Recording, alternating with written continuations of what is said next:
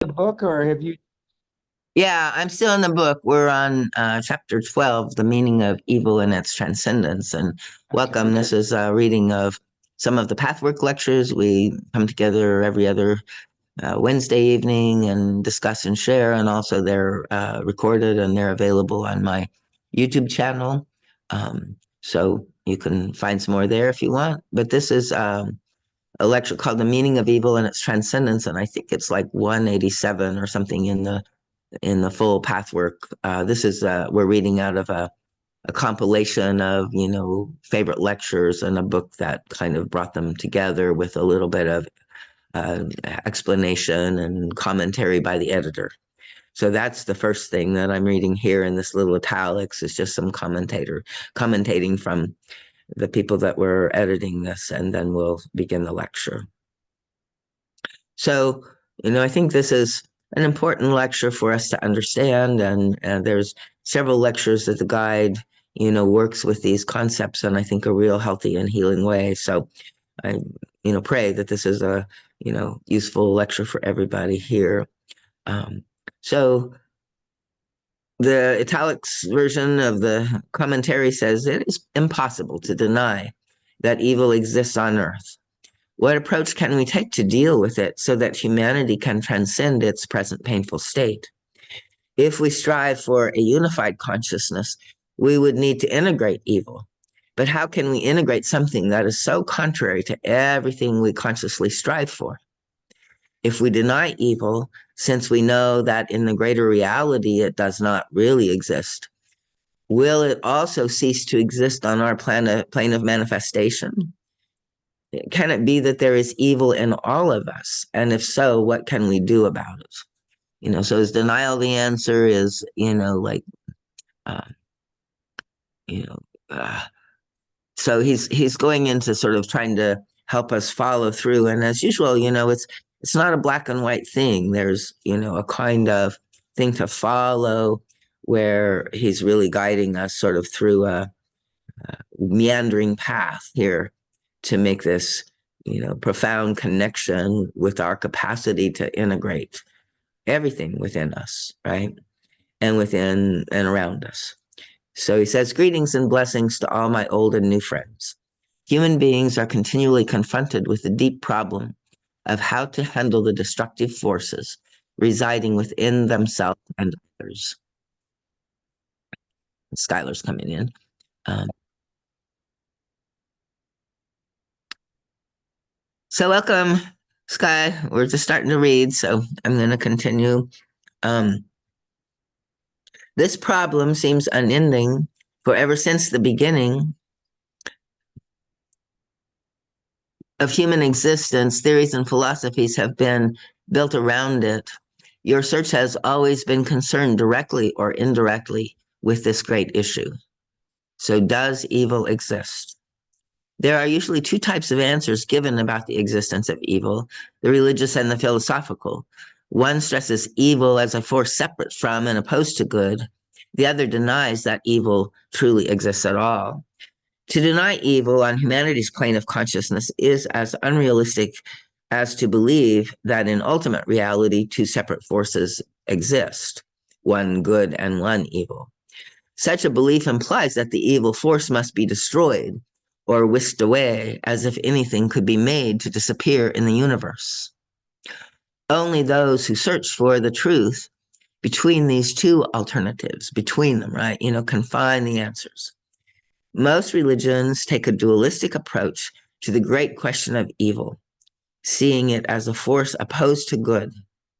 The dualistic approach reinforces your fear of yourself and your guilt. Therefore, it only increases the chasm within your soul. The energies of fear and guilt are used to force yourself to be good.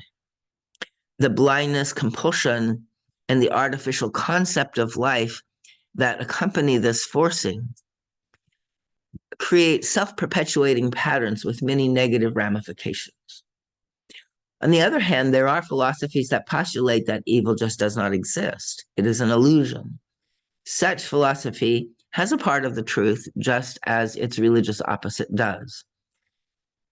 This part recognizes the danger of evil, its life-defeating power, and the unhappiness and suffering it brings.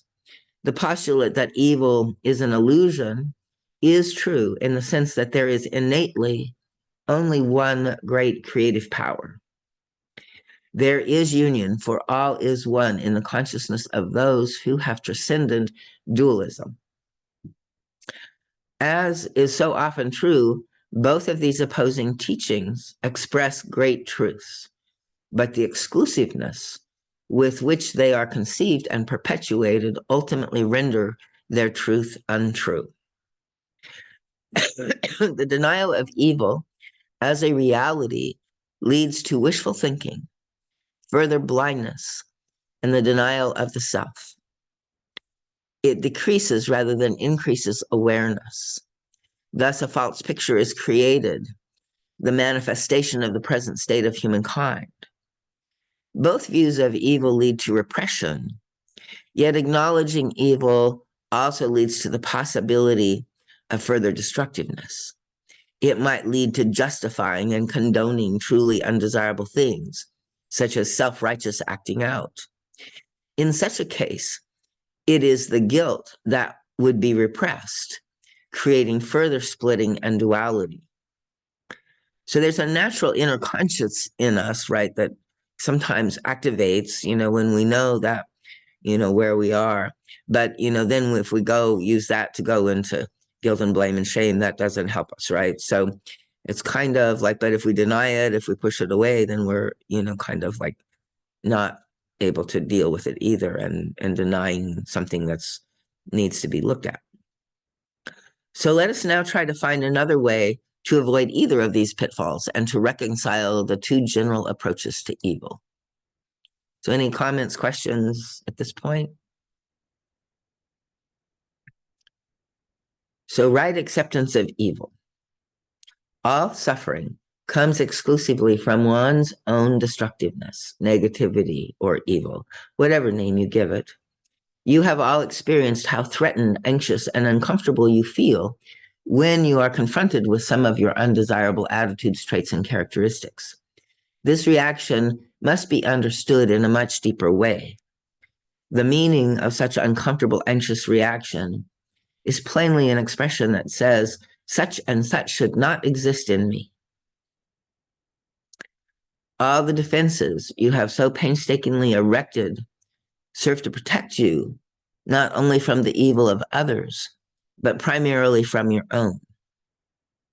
If you examine the cause each time you feel anxious, you will always find that in the last analysis, you are apprehensive of your own evil, regardless of how threatening another person or an outside event appears.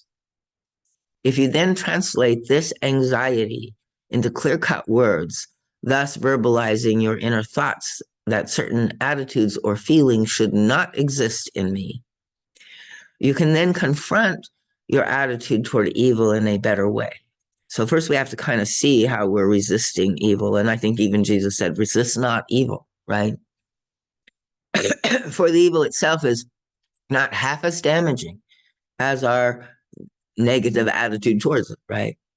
And so it says, we shall come back to this later. From now on, instead of habitually evading, which breeds emotional illness, problems, and suffering, watch your fear and the thought behind the fear. I should not be that way. When we say that to ourselves, like, if you can even feel it in this moment, right?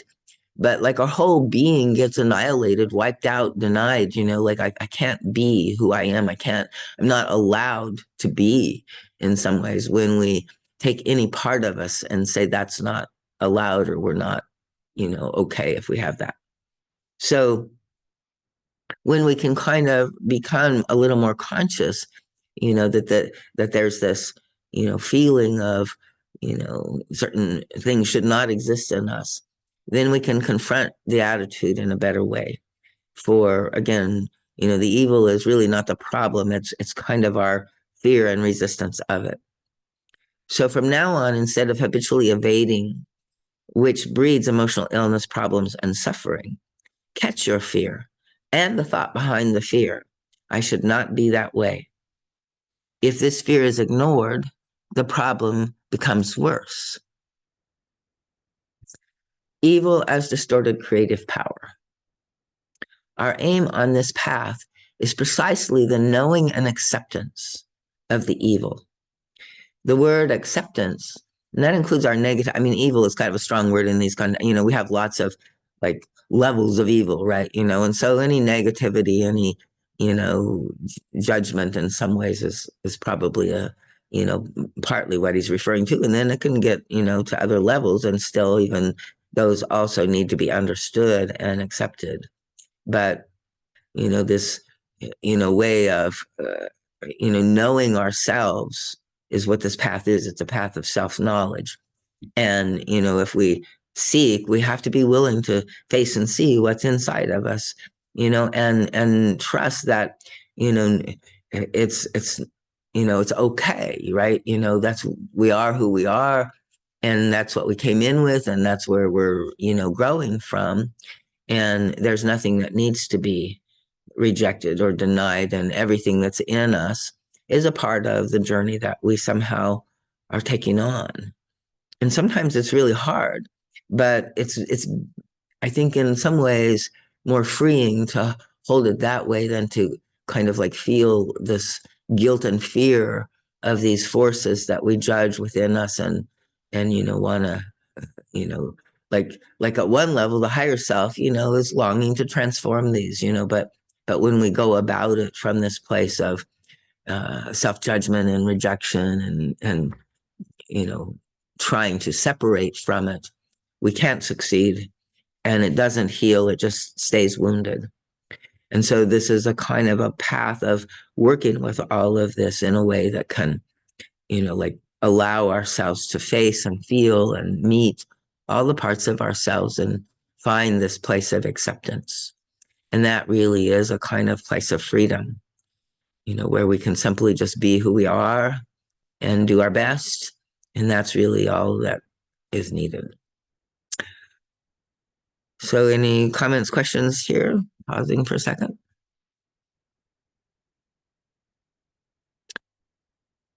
So almost all human beings, with very, very few exceptions, accept, know, and only want to know a relatively small part of their total personality.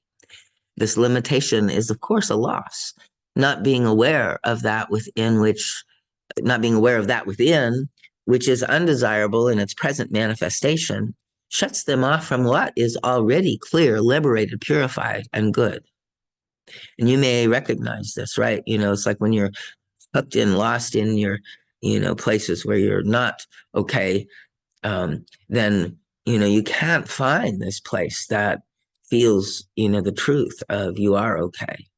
And I think there are, different realms of consciousness in a way. So it's kind of like, yeah, when we are willing to see the other, I think then we more easily recognize. And often going into the, the depths of the negativity, if we dialogue with it, we discover, the wounded child there, we discover the grief, the hurting, and that can open our compassion, and we can hold it. And that's really what it needs. It doesn't really want, to reject life or be negative or whatever, but it has to, because, there's a truth that it's deeply, unhappy in some way. And it's kind of our job to sort of help it, and to recognize why it feels in such, states, and to remind it that, whatever it's kind of hooked in or trapped in,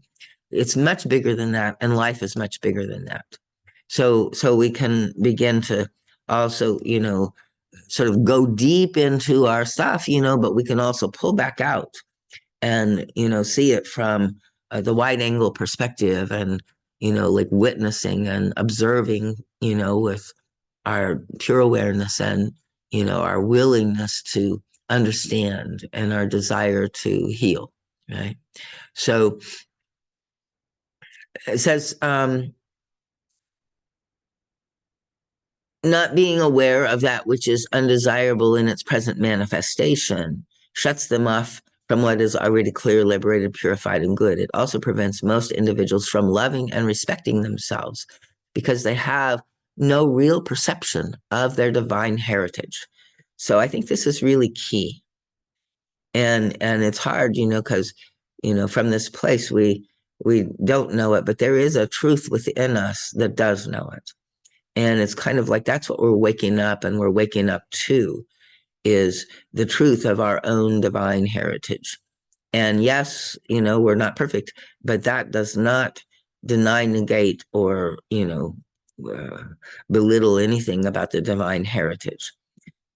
So their actual already manifest goodness seems unreal, even fake, when we've refused to tackle the destructive elements, right? So like, when we're aware of our own negativity, it's like somehow we can't own and activate our goodness because it seems like we're masking, which we are to some degree, right? So, but when we don't even have to completely, tackle them or transform them or anything, but we have to be willing to face them and be conscious of them and work with them in that way. And then we can recognize our true, actual, already manifest goodness and not feel it as unreal or fake. So, what is even more important and fundamental is that by trying to shut off this undesirable part, it causes us to remain stagnant and paralyzed. And it's like all of us in a way, but that part particularly, because we're, trying to trap it or hold it. And then when it's stagnant and paralyzed like that, there's no movement. And the only thing that allows change to happen is in the movement. So it's one of the reasons why I like to go in and feel, where we're stagnant, paralyzed, in the body, and just breathe there and open, give it space, and see if we can, invite light and movement into these tight, controlling places within us. And that we can also just gently say, it's okay, I'm here. You can let go, you can relax, right? See what happens, even if just for a moment, you can let down and, not be so tensed and controlling. So as we do that little bit by little bit at a time, it feels so much better. And, we begin to actually, have the support that we need to do the transformation because we're now aware and looking at all of the levels of our being. So, but when we consider something in us as bad, then we believe all of us is bad. And so what we need to do is to identify with that part of us that is the observer, is observing, right? And not anything that is being observed, right? And so this is a very beautiful, way of kind of like stepping out of identification with and judgment with the stuff and just kind of setting back into our pure awareness, right? And that awareness is usually open, it's subtle, it's gentle, like, it's just kind of and it's curious, right? It's seeking to help, but it doesn't know what to do at this point. It doesn't have any thoughts that say it should do something or anything like that. It's just present and being aware. And in that presencing, often because in the presence is where the divine is connecting to us, we do get inspiration. We do get some kind of guidance, or something in our channel opens up and we have a, understanding, or something is suggested to us and we follow it, and it's right on, right? So it's kind of like as we're, working with being this container of everything within us, then also spirit can help take us into deeper levels of healing with it. But sometimes we just have to kind of keep touching a foot into it for a while, and kind of learning how to relax around these things. So we want to understand it without identifying with it. And we must learn to evaluate the negative impulses and desires realistically without falling into the trap of projection and self-justification, but also, not making it a whole guilt thing for ourselves, right? So such understanding requires continual inspiration from the higher forces within. and deliberate requests for help in awakening and maintaining awareness of these destructive aspects and of the proper method to handle them. So, in this part of the work, we don't want to do it alone. We want to be, holding this place of our observer, which is kind of the closest thing to our higher self that we can be in the body. And then, in a way, we're praying. We're praying to the higher self, praying to God, praying to the divine, for whatever help that we need, especially in maintaining this awareness of staying awake, with these parts of ourselves. But also, to understand and to reveal what they need and how to help them heal. So, anybody want to chime in here?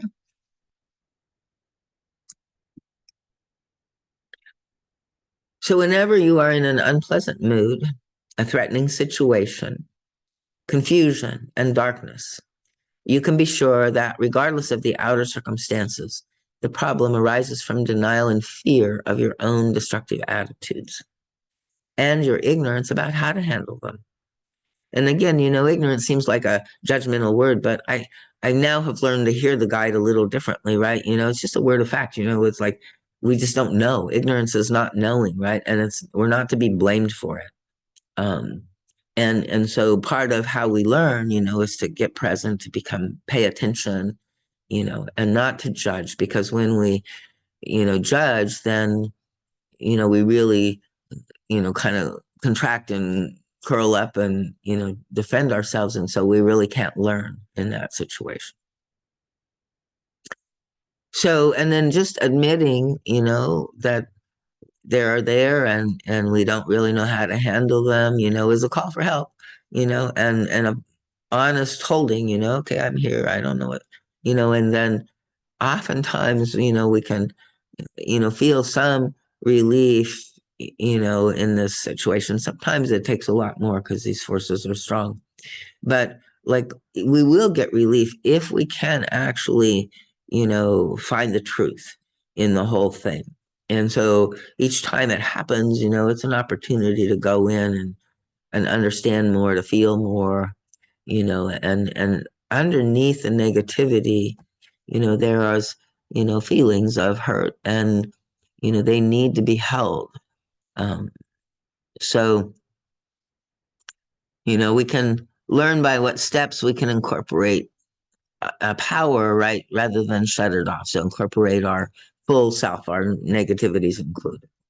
So the first step must be applying the theory that destructiveness or evil is not a final separate force. You must think about this not merely in general philosophical terms. Rather, you must take the specific aspects of yourself that make you feel guilty and afraid and apply this knowledge to all that is most distasteful in yourself and others. No matter how ugly some of these manifestations are, whether it be cruelty, spite, arrogance, contempt, selfishness, indifference, greed, cheating, or something else, you can bring yourself to realize that every one of these traits is an energy current originally good and beautiful and life affirming. So this is a little tricky here. Can people get that? So if it's realizing that it's good, beautiful, and life affirming, yeah, I don't think I'm quite getting it. So not in its current, like manifestation, right? But you can look at, what was cruelty originally? What was spite originally? What was arrogance originally? So, like, so arrogance in some ways is, connected with pride. Well, you don't, we want humility, right? But that doesn't mean shame or like insignificance or, so pride in its natural state is a natural spiritual, acceptance and appreciation of who we are, right? And a feeling of embracing, and then it can get, used in negative ways where we use it to separate. So the guide is saying the main difference between anything in the lower self versus the higher self is the higher self unifies and the lower self separates. Mm-hmm. So if you can take maybe the separating aspect that is clearly, arrogance and contempt as separating and being better than and putting others down and all of that, so that's its separation. But if we could, see it in its original divine form, maybe it would just be self-assurance and, self-respect, um, and holding, like our value truly for ourselves. So, selfishness is, like, yeah, I mean, it's sometimes, we need to act on our behalf, again, it's not always a black and white thing, right? And with, like put the mask on your face if the oxygen thing is running out, and then you can help the child, and maybe there's, something that, you feel like is right for you, but you're afraid that it's not right for somebody else. Like there's a deep work in resolving that, right? But it's usually, not just to come to the conclusion that, because you want it and the other person doesn't, that's being selfish or something like that, right? And so you reject your own truth, and some of that selfishness is coming from real needs that we actually have, and to acknowledge those, and not make ourselves bad for being human and having human needs, but also, not being in that place of demand or, where, if somebody else doesn't meet our needs, we resent them or, cause a fight or something like that. So, indifference, like, most of these also in some form are defenses, right? So, we go to indifference and numbing as part of the serenity mask. Who cares? I'm above it all. I don't want to feel this, right? Um, and yet, underneath that might be, like a really soft heart that doesn't know what to do with all of the hurting. And so the only thing they know how to do is kind of pull back, withhold, not feel it so strongly because they're very sensitive already. And so, part of that I would say, is like we have to, we can't feel it by ourselves, but with the help of, our own divine presence and the presence of divinity, and if we can clear out all of these self-judgments and stuff, we can feel and move through and out the other side and clear, and we can affirm and recognize, our sensitivity and our need for, um, peace and inner calm. But then we can also, sort of instill that and hold that within us. Again, greed often is connected to sort of a not getting what you really needed as a child. And so there's this orality, there's never enough. You always want something else, or, I mean, there is some people that use it as, like money for power, and so they're, like attached to some kind of power mask, and that, like seems like they're again evil and they're big and dangerous, but I think underneath that, is like a high school tyrant, is a real emotionally,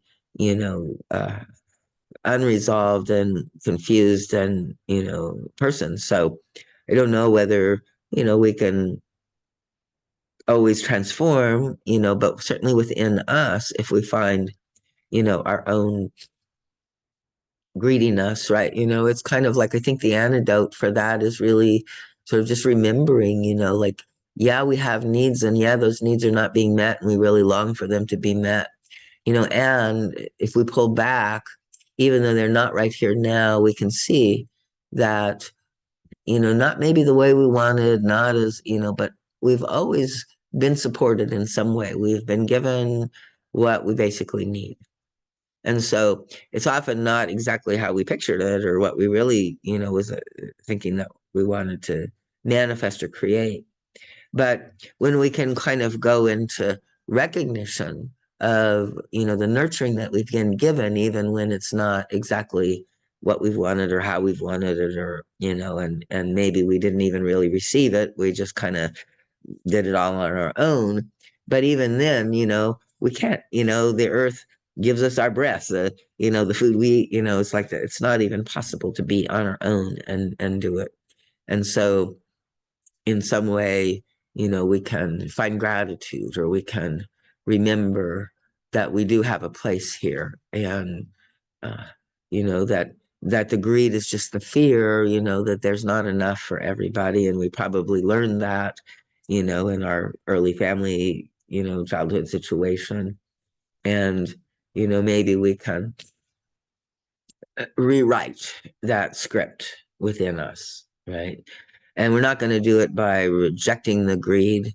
We're going to do it by embracing the greed and saying, look, this isn't necessary. You can relax out of this, clinch demanding place, right?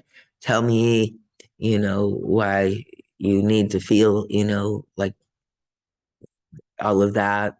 And slowly it can unravel and reveal itself, right? And we can do a lot of useful support and unraveling of the confusion, so we can bring truth into these images that we picked up as children. And they won't really hear it from anybody else, or even reading the guide's words, that's good. But the interesting thing is that the child doesn't know everything that we know, doesn't have the same spiritual wisdom, and won't really believe it until we, in our honest, true assessment, go in and share it with, like I know I get you, I have same concerns, but basically this is what I think is the larger truth. And I'm seeing that a little more because I've got more years on me and, more perspective. But, it's the kind of way that we can just keep examining everything and not trying to control or throw anything out. So is that clearer? Are people getting some sense of that, or is there still some? What is your trait that you find difficult to see? Yeah, I think it's sort of stripping it out of the separateness, the wall that we build. Like essentially, it is beautiful and affirming. There's a purpose. There is a reason why we build those walls because Right. a child needed. And there was certain need that wasn't met, and so he was trying to find a way to meet that need with what it has and and what it had. And yeah, I just generally been uh, working on just accepting just I don't know, like the physical part of myself and all of the metaphor m- like everything that's changing, the body changes, goes up and down, and like everything really, the physical world changes, including our bodies. So for me, it's uh, just being culturally brainwashed from where I'm coming from. It's kind of like it's still in me. This little child is still cannot accept sort of, the body image where I am right now, and just sort of comes with a big shame and cultural kind of big cultural shame, and just from my childhood, from all the place that I grew up, like it's just knowing what I know now, it's like I understand that, but I just can't quiet. It's Okay. And it is, it's naturally there. It's not gonna just, but I think maybe have you tried like, because in some way it's not really the truth anymore, but she doesn't know that until you tell her that. So have you actually taken that information down there to her at any point, especially when she might be kind of triggered by that? Mm. Yeah, I maybe I should, yeah, try doing that more during meditations. I mean, Talk. it's something that sometimes feels a little weird, but the truth is, it's absolutely necessary. It's like the inner child does not know what we know. And we are the educator. We need to bring the truth into her. And if we don't know it, we need to say, okay, I'm not sure either.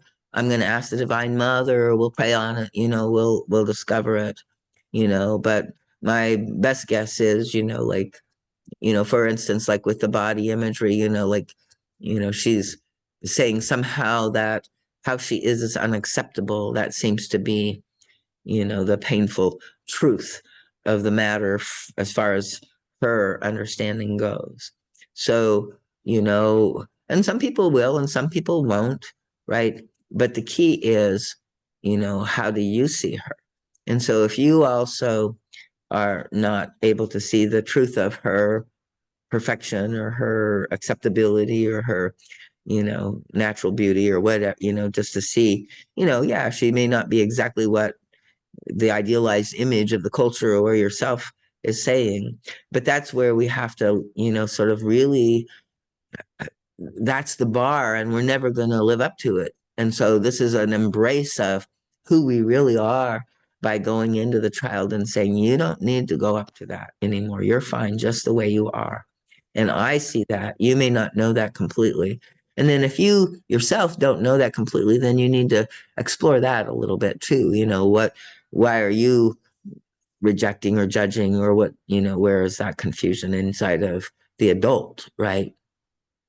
Yeah, it's just been so deeply rooted, like even by the family, like all the way up to the family not feeling like I'll be accepted if Right. I don't like maintain certain image, physical appearance, and just let alone find friends and just be Yeah, bullied but and all. that's not true any longer, or do you still believe that and that's why you're alone and don't have any friends? I do still isolate myself, like when I'm not, like every time I've gained all this weight with, and I just can't. Um, I feel like I don't belong. And It's so notice, like, immature. when so this is where your child has to belong to you. You have to go in and see that child just exactly as she is and say, I don't care if nobody else in the world ever accepts you, but you belong to me and I think you're fine. And if you can't say that, then you need to explore why not, right? Yeah. So, that there's a million opinions out there, and this is the process of, like freedom, right? And we have their opinions, and then we interject, and then we try to turn ourselves into what they want, but that's not what we came here to live. We came here to live ourselves, our life, our unique expression, our beauty, our way of being, right? And so all of the outer expectations and, things are they're just control, ego control devices and limitations. And that's what we came here to recognize and face and get kind of like squashed by. And then we came to set ourselves free and Yeah. recognize it and rip the chains off of ourselves. So, these chains are part of our own making now, right? It may have come from in the past, but like in some ways, we're the ones holding them in place right now. And so there's, deep work to just understand, but to also find the truth, about, like you seeing yourself in the light of the truth and not through anybody else's lens. Yes.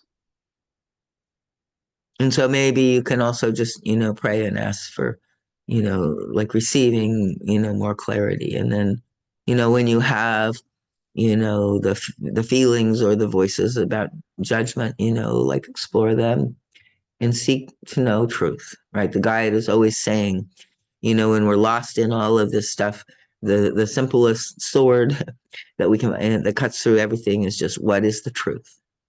And if we ask that, not of our, of our stories, of our defenses, of our, like that, but of our higher self, right? Of our highest understanding of spiritual law and principle, right?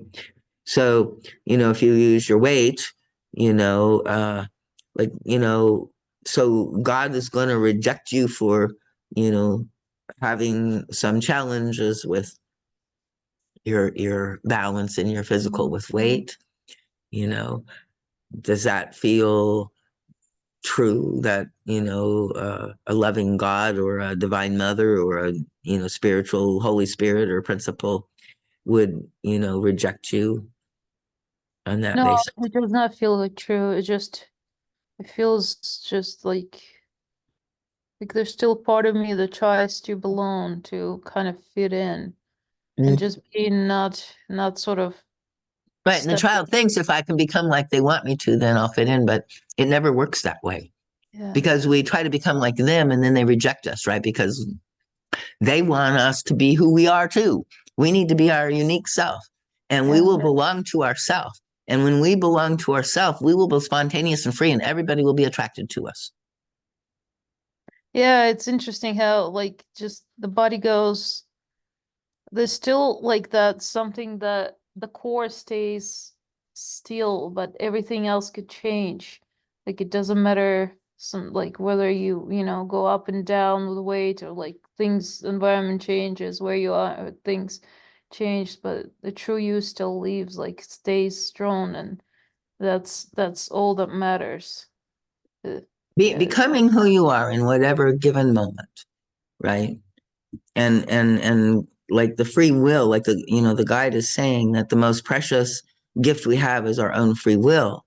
And then when we, deny our own free will by making other people's opinions of us so important, right? It's like we're not free anymore. Now we are, slaves to other people's opinions. Right. And so there's this freedom that we're seeking, right? That is available, but it means that we have to fully align with ourselves, fully embrace all parts of us, all of who we are,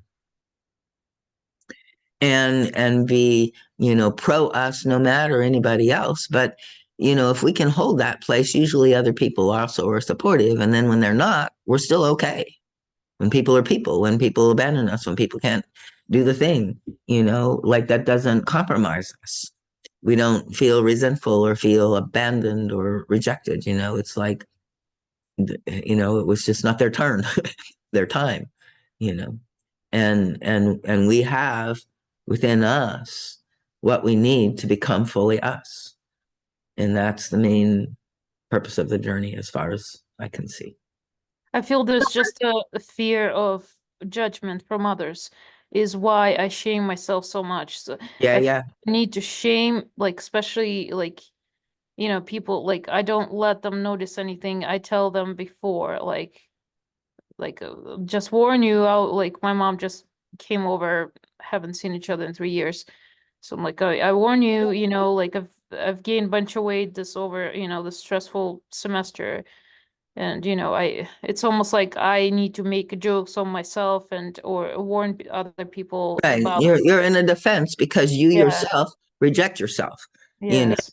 And so, and are afraid, that, but this is the thing, like, okay, so that's the question, like, can you know, like you're the one that's saying, look, it's been a stressful thing, you're asking from her what you need to give to yourself. You see that? Yeah. You're telling her, forgive me or be forewarned or like don't get on my back because it's been a tough time and I've been doing the best I can. And if you don't side with yourself when that's true, and something says in you, well, best you can is not good enough, fuck you.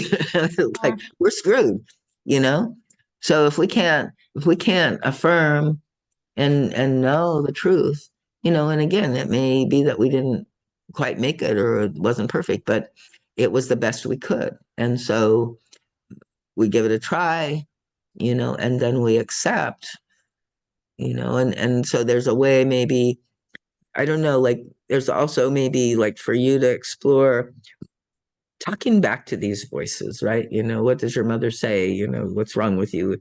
And can you fight back? Can you, be angry for what she's doing to you, or can you feel the hurt of her, like you're saying, the worst thing is her judgment or other people's judgment of you.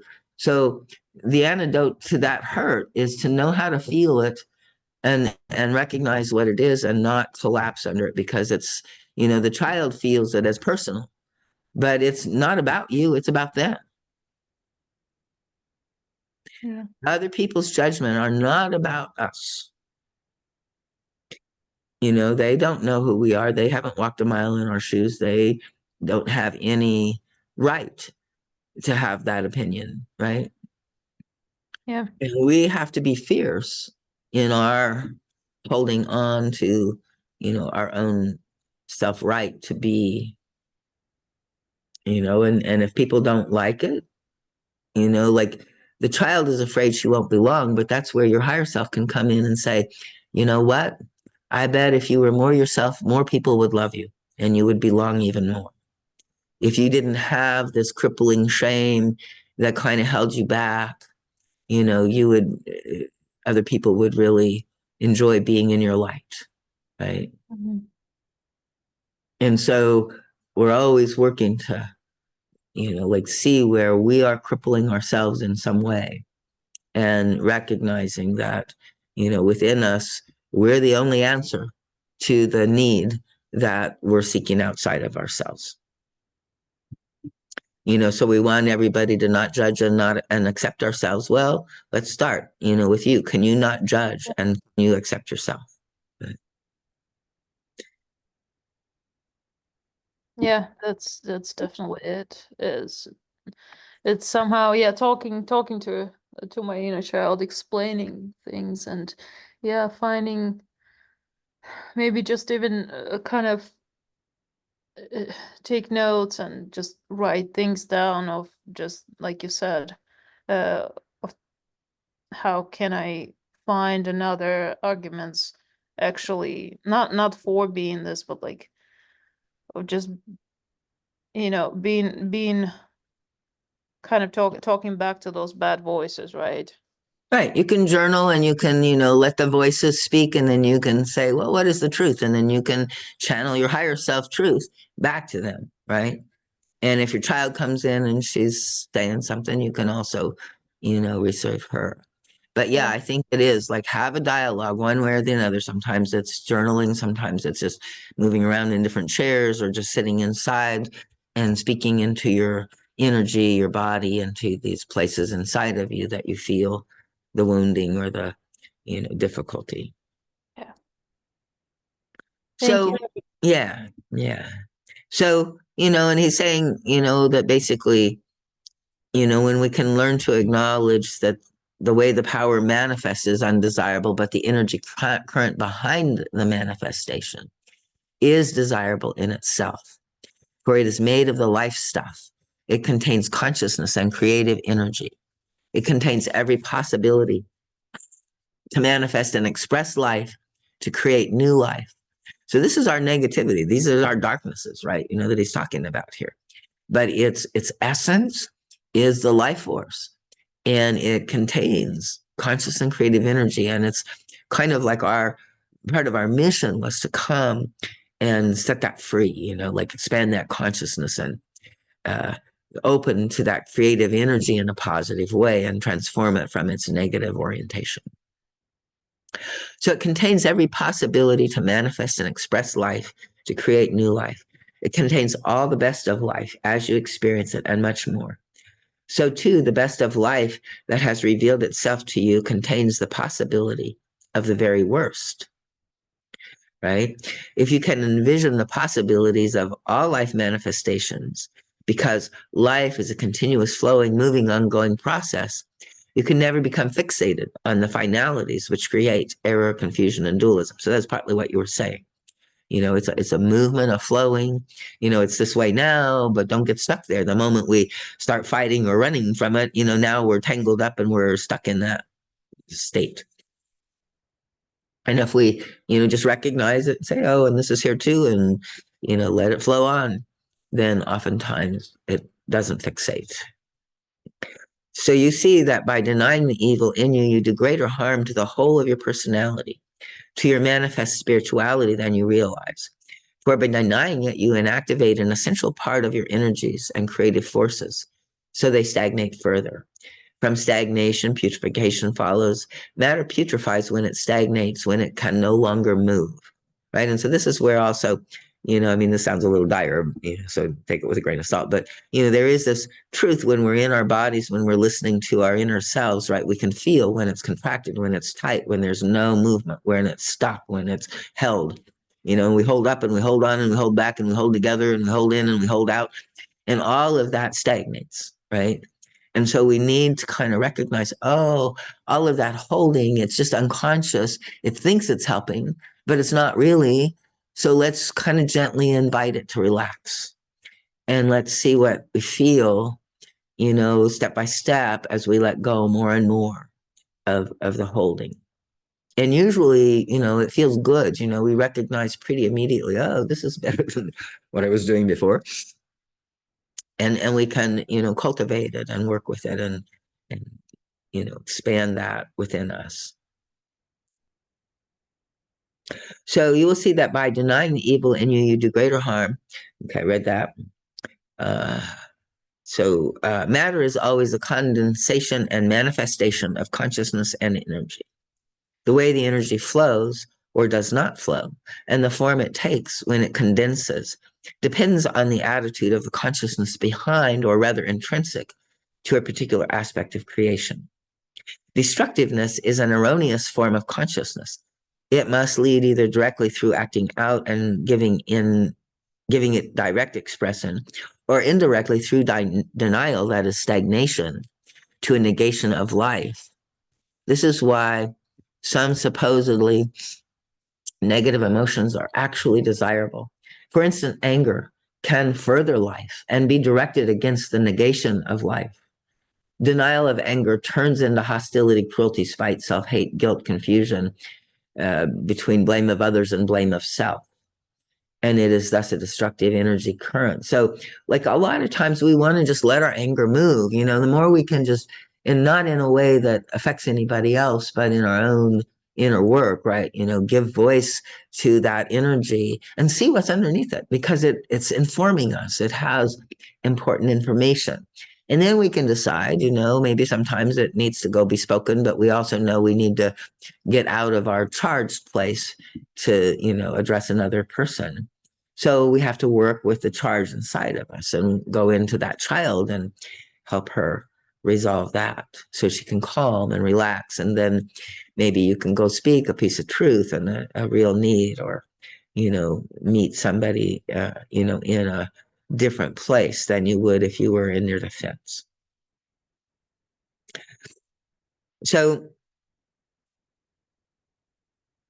all your strivings and goodwill are beautiful, even your pangs of conscience, notwithstanding the misplaced guilt, spring from the best and most beautiful manifestations of consciousness. So try to take that in, right? It's like we have to acknowledge the power of the goodness within us. And if we deny and forget that, then we can fall prey to the accusations and torments of the negative. So, to really understand that, we are beautiful, and our goodwill and our striving, is of our essence. And that even sometimes when we're feeling really bad and guilty, it's not probably the useful, necessary place, but it's also, speaking of how deeply we want to give our best. And so when we fall short of that, we kind of rake ourselves over the coals. But if we can just recognize, that we're here learning, we're doing the best we can, and falling short is just a step on the journey up the mountain, and there's no need to, be perfect, but just to keep going, there's this concept in Qigong, that is like this right effort. And they're saying, to pass through anything, don't stop, but don't force. right? Find the movement that can calmly and patiently keep moving through.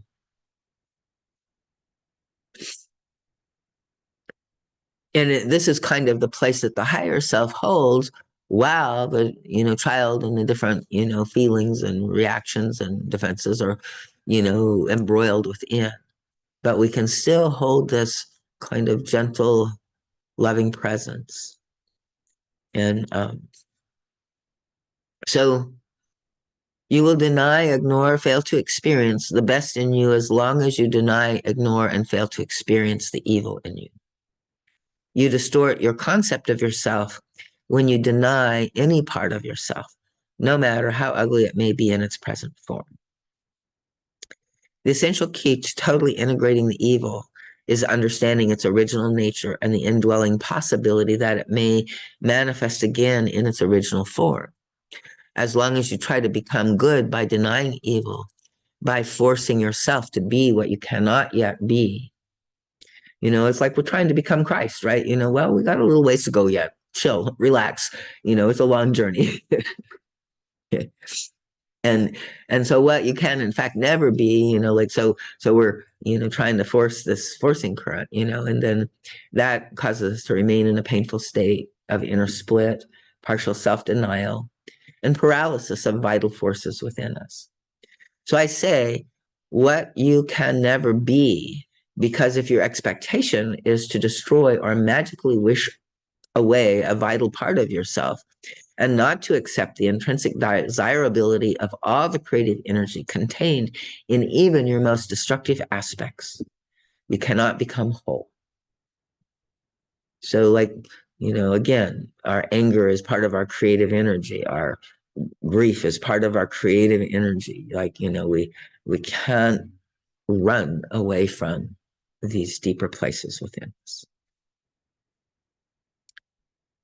The new attitude of acceptance does not mean condoning, excusing, or rationalizing your undesirable aspects. Quite the contrary, it means fully acknowledging them, giving honest expression to them, without finding excuses or blaming others, but not feeling hopeless and self-rejecting about them either. This seems like a tall order, but it is possible to acquire this attitude if you make a sincere effort and truly pray that guidance be given to you for this very purpose. Liberating the inner beauty. When you no longer negate your ugliness, you will no longer have to negate your beauty. There is so much beauty in every one of you that is already free. You actually manifest beauty that you totally negate, ignore, fail to perceive and experience. And I do not mean only partial, as yet to be developed beauty. I mean beauty that is really present. So, we don't even really see ourselves in the light very well. You can think of this and pray to see it in yourself as you pray to see the ugliness. When you can perceive both, not just one, exclusive of the other, you will have made a substantial step toward a realistic perception of life and of yourself that will enable you to integrate what now tears you asunder. By keeping both your beauty and your ugliness in mind at all times, you will also see both sides in others. You will tend to completely reject and negate people whose destructiveness you perceive and react to them exactly as you do towards yourself. So this is what we usually do, and so, or you emotionally react to their goodness and inner beauty while unrealistically overlooking their ugly side. So, we, think that they're our saviors and, forget that they're a human being. So you cannot yet grasp the presence of duality in yourself, and therefore neither can you see it in others. This creates continual conflicts and strife. Such distortion and lack of awareness cause you to deny and paralyze the creative process itself. Only by accepting the duality can you truly transcend it. Transformation. The overly destructive attitudes are never the real evil. If you truly acknowledge them, you remain in the flow. The greatest hatred, the most spiteful vindictiveness, the worst impulses of cruelty, if honestly and squarely admitted, neither acted out irresponsibly nor repressed and denied, but fully accepted, then they will never become harmful. To the degree they are seen, faced, and admitted, such feelings will diminish in intensity. because when we resist, when we try to fix them, we try to change them, right, they just get stronger. They're fighting us tooth and nail. So as we open and receive and accept, right, that calms them. They diminish. They don't have to fight with us, right, because they're fighting with us because they think we're trying to get rid of them, and their energy consciousness that's part of us, and we really don't want to get rid of it. They're part of our life force. And so we must sooner or later, like convert the diminished intensity into a flowing, life-giving energy, right? Hate will turn into love, cruelty into healthy self-assertion, stagnation into joy and pleasure. So this, my friends, is what you have to learn. The key is to encounter the destructive force so that you can transform it back to its original nature, thus incorporating it into your whole being and creating with the life energy at your disposal. Are there any questions? So let me pause just at the end there. Any comments or anything else on this before we start with the Q&As? Is this feeling useful? And, like in general, Yeah, following? Yeah, go ahead. feels useful on a personal level. But I'm trying, as we go through this, trying to find a way to apply it to situations where evil takes hold of a large group of people and has its way with them, and the whole group becomes a distorted mess. And that whole mess of distorted people becomes a real problem in society, you know? Uh, Yes, and yet maybe it's exactly what society needs right now. So this is where, we go into duality again, and so it's kind of like I get, and many of us have the same thing, right? And I don't know where we're going, and it may be the worst thing possible. But what can we do about it? What can we, like we can do what we can, but, like this kind of clinching and antagonism and fear of this, thing that seems to be happening, and yeah, a lot of people are being co-opted by dark forces, it seems. And these are the voices that, can, like be channeled through other people and through our leaders. And I think they are, dark forces, but our protection is in our prayer, in our light, and not in our oppositional stance with anything in some way, right? And we don't know, like, I mean, here we are, we've been trying to turn this thing around for ever since I remember, back in the 60s, and we're not. So, and there's something in the psyche of the human that needs to come out, like, and show itself, and, try to take dominance. Hopefully it won't work, or if it does, even temporarily, it's like the greater forces, of healing and transformation can happen. But I get what you're saying, and there are some lectures on sort of the larger collective evil stuff. Um, and yet I think he is basically right in saying we need to encounter it in ourselves, and part of our own evil is our own duality against somebody out there that we have judged as not God or not okay, even if it's it's obvious that they're not, or but I think it's the same principle, right? So we have to kind of just be present to it and pray and call light and bear witness to, this larger collective movement that we're in, and, keep hoping that we don't get trapped in some kind of conflict or duality, or, suffering in some way. And we may, like different things are going to be happening, and who knows where we're going. But like, this is where the guide is saying, even in mass situations, right, your own individual attitude makes a difference of what you experience, right? We're still creative in our life. And when we can sort of reach for and try to ground it in the Christ energy, it does carry us, through these things safely.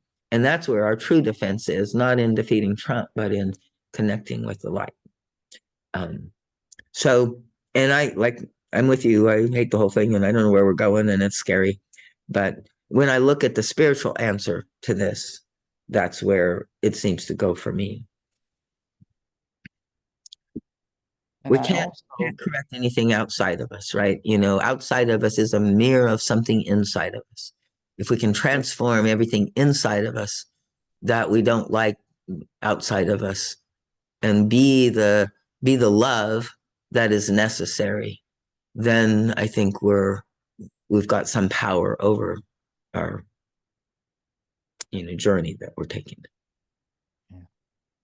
I also wanted to say to you, Skylar, that I completely identify with self-sabotaging personal attitudes, and because I fall prey to that behavior myself and have for decades in my life. And actually, I believe I've kind of always felt that you are a bit of a heroine, that you could come over from Russia, learn how to speak English, and get a veterinary degree. I think that's, a remarkable achievement. So, you know, when you start feeling Yeah. down on yourself, consider what you've actually accomplished so far. It's remarkable, really. Thank you, Frank. It's just funny how like every time, like I said, it's just no matter what you do, it's all kind of about how you look first and foremost for people of my culture. And it's not that I'm going back to live in that country. It's just kind of Do you I don't believe you can transform that inside of you? I mean, it yeah, is an imprint in your soul substance from your culture, but you're not saddled with it. You have free will. What do you want? yeah, I want to be free. I want to be free and not depend on what other people think and not be triggered, not be in defense and So just who's that little girl that's feel it's it. like so important to her that everybody thinks she's okay? Like, it's like a really big deal to her. And you just need to get to know her really good and understand why she, can't stand to have anybody not see and love her or whatever, she's going for, accept her weight or whatever the thing is that, so you can keep, working with her and seeing what, how, because she's the one that's carrying this and you need to help her set herself free, right? And so by seeing her and what she's dealing with, then you'll get inspired or get some clarity and maybe know how to respond. You have a dog, don't you? I used to foster dogs, but I don't anymore. Oh, He passed away. oh, Yeah. Oh, yeah, it always amazes me how yeah, it's animals they are just there and they're not over focused on anything really and Right. They don't care about as any a of knowledge that stuff, and that's really the yeah. true nature of things. And then like this paragraph here, is talking about the compulsion to overspend and be irresponsible. But, in some ways, I don't know if your weight is due to, overeating, but there's a way that, it's like he's saying that there's a legitimate yearning for pleasure, expansion, and new experience, right? And so like when we are doing our addictive behaviors or whatever, right, it's really a unconscious way of trying to give the child something, and it's not really what she needs. So the more that we can explore the feeling and keep asking her, like, well, I don't think it's a donut or whatever, what do you really want? Right? What would really make you remember your own beauty and your own joy and your own life?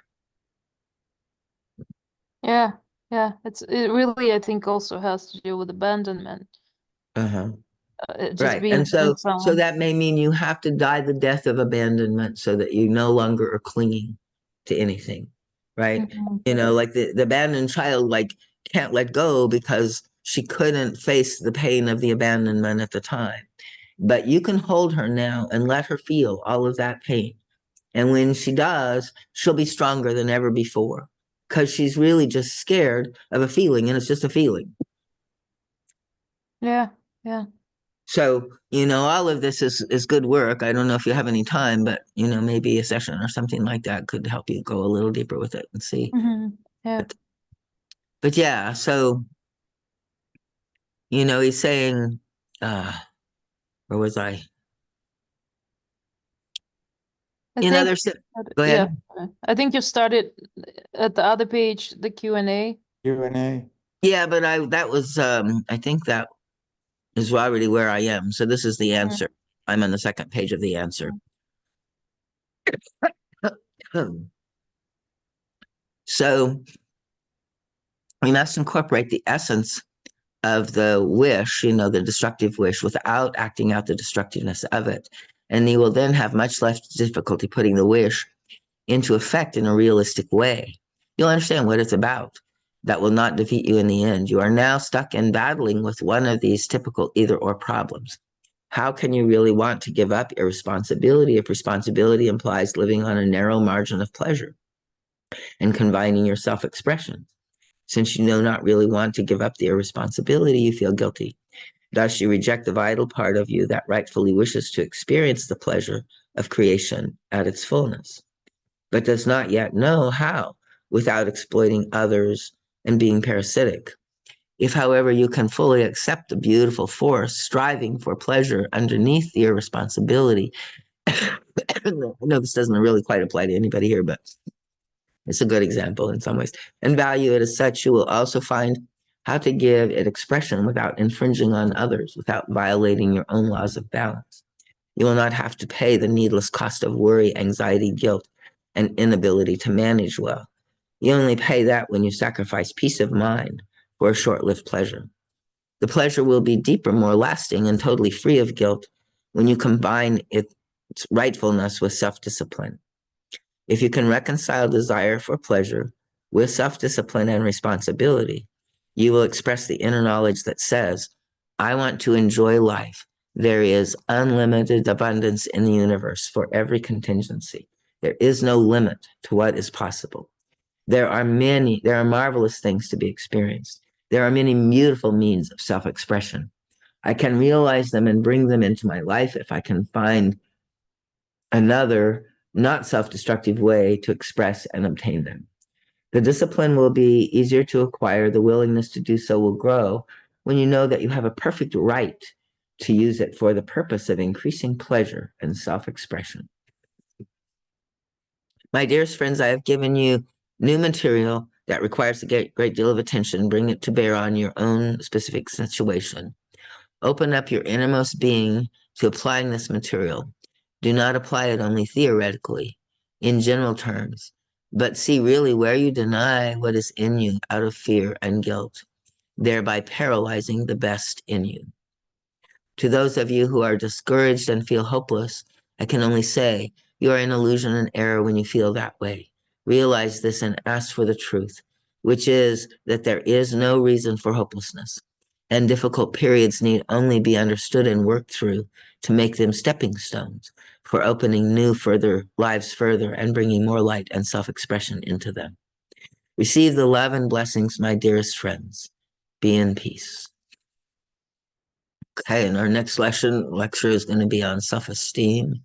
Let me see if I can get out of the, how come I can't get out of the share? It doesn't pop up. I can't unshare. Maybe it's oh, there it is. Stop share. Okay. So, hopefully people got something out of that. And if anybody has any last comments or questions, that's open. But Well, I just want to say I ditto what Frank said to Skylar. I mean, I don't know you, but to see you on the screen, I've always thought you're just adorable. And it's funny because like now even like as I got older and I, got married and I had kids, I could watch how I could look at pictures of myself when I was younger. And when I was younger, I just remember kind of being so ashamed, that even if I was out with my friends and we would like go to a bar, like I would have my back to the wall because I didn't want someone to see. And it's not like I'm huge, but it wasn't.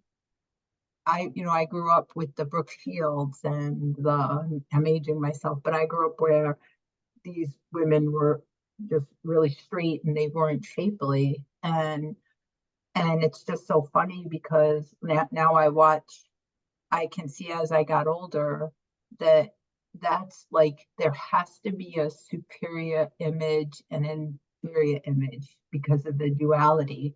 And the truth is, the attraction really has nothing to do with superior and inferior. It's like a puzzle where we're matched to each other. Exactly. And it's Yeah, really the superior and inferior creates conflict because, then there's not an equality that can really connect. Yeah. But you can't have attraction to just one shape. It's not part of humanity. So like the funny thing is what I've started to realize is as I've gotten older, there is some part of we have to transcend our bodies somehow, and it's either come in weight or age. So now I'm at the point where I have to transcend my body in terms of gray hair or cellulite or I'll go but I'm still doing it's the same thing, and I'm trying to just say, oh, it's not. I don't think that we want to be the ideal image because then we think we'll be happy. Right. I think we want to be happy regardless of. Right. Becoming our real self is what's going to make us finally happy. Yeah. I mean, I have it in accepting ourselves as we are in any given moment. Right. I have it in like other areas, Skylar, but when I was younger, I did have it in that area too. Uh-huh. So thank you. I think you were very, very brave to this. Thank you. Yeah. Thank you all for support, really. Yeah, it's a big healing for me. It's a big part of my life. That's why it's just And I think everybody would agree, and everybody I've ever known has that internal structure that is really painful, right? And we're always afraid or ashamed of it, but it's kind of like it's universal. And if we can also kind of understand, this isn't my secret thing or, some way that I'm flawed and everybody else is fine, because, we all carry this kind of egoic, tendency to want to, put on a mask and be the way the other guy wants us to be. Right.